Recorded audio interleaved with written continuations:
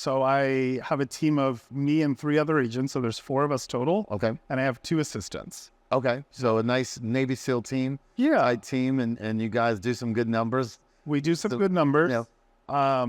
So I only built the team last year. Okay. And this is the second team I built, because the first team I built in spring of 2022, I failed. Like it just didn't work. It was too big of a team, and also a lot of new agents. And I was training and on calls late night on top of having my own business. So it just was too many things all at once. And so I had to redo it or reassess.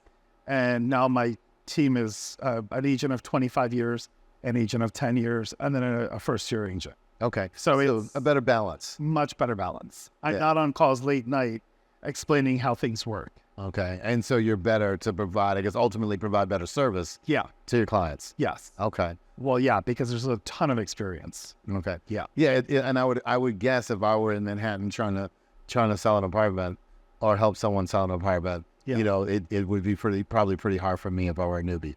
Yes. Okay. There's a lot. It's not, not that selling houses are easier, but co-ops and boards and the package. I mean, the package is to submit to a board for review, to be told yes or no, you can live in our building.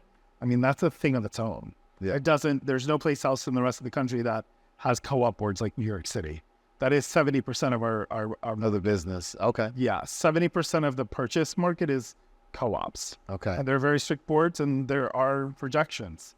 Yeah. No, I've heard stories about very influential, famous folks getting rejected from boards, and I'm sure they're not happy about that. No, nobody is. I mean, you work hard and you're telling your whole life story through papers and documents, and then a board says you're rejected.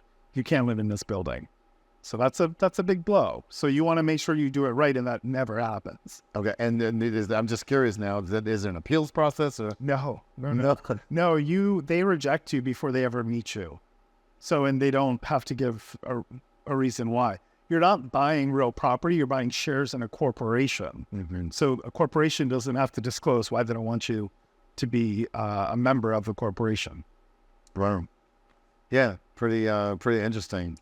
I've heard stories, but nothing like it. All right. So how long have you been in real estate? I've been in real estate since October of 2009. Right after the crash, I thought this is a great time to get into real estate.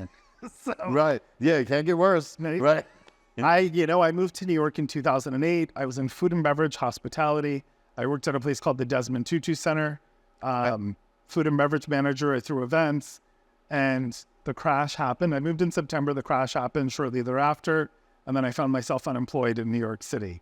And I also knew I moved to New York with this job thinking that I was making all this money, and then I got to New York, and I was like, oh, it's really expensive. That salary that I thought was a lot from Florida doesn't actually pay very much in New York. Oh. And I saw myself working 60 to 70 hours a week. And I was like, I can't afford to live, on this salary in New York City. So it all worked out perfectly, right? I got laid off. It's that thing of like God doing for me what I couldn't do for myself. Mm-hmm. And I knew I always wanted to sell real estate. So I got into real estate, and the rest is history.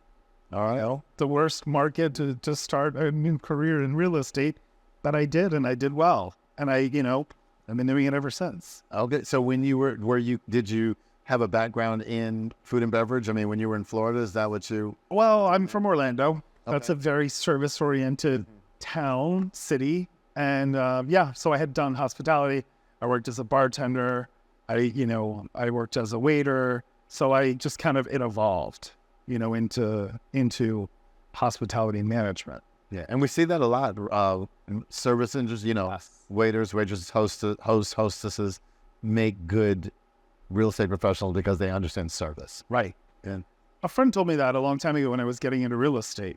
He said I would absolutely hire someone who's been a waiter or a bartender to work in real estate because it's all client services. You know how to take care of people. Mm-hmm. And I got it then, but now that I'm, years later, I'm like, oh, I get that 100%.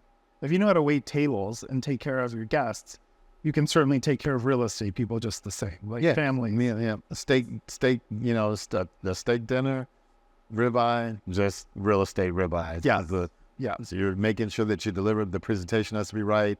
You have to answer they shouldn't have to look for you. No, exactly. You're checking on them. Yes. It's there are a lot of You're absolutely similarities. right.